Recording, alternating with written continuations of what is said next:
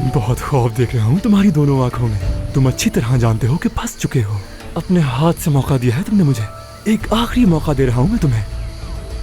बंद कर दो मुझसे उलझना, वरना जल्द सलाखों के पीछे हो गए। तुमने एक जवान लड़की की जिंदगी बर्बाद कर दी। वो एक अच्छी एथलीट थी और तुमने उसकी जिंदगी छीन ली। लेकिन मैं तुम्हें सजा दिलवाने के लिए हर मुमकिन कोशिश करूंगा। जैसे ही मैं बोट से वापस आकर उतरूंगा, वो सारे सबूत मैं जाकर पुलिस को दे दूंगा। लेकिन ध्यान रखना असगर, कहीं अचानक गिरफ्तार ना हो जाओ। और याद रखना मेरे हाथ में तुम्हारे खिलाफ सारे सबूत मौजूद हैं। तुम्हें जो करना है जाके कर लो। वो तो मैं करके रहूंगा। असगर साहब, सलाखों के पीछे क्या नजारा होगा वैसे। तुम्हें क्या लगता है कि तुम्हारी इन बातों में आकर मैं कुछ नहीं करूंगा? जब पुलिस लेने आएगी तो क्या कहोगे? खुशामदीद कहूंगा उन्हें। मेरे यहाँ से जाने के बाद तुम यहाँ से भागने की कोशिश करोगे। उन मछली पकड़ने वालों की मिन्नत करोगे ताकि वो तुम्हें यहाँ से निकालें। लेकिन तुम यहाँ से नहीं जा सकते। तुम्हारा वक्त खत्म हो गया। खेल तो तुम्हारा भी इख्तिताम पे है।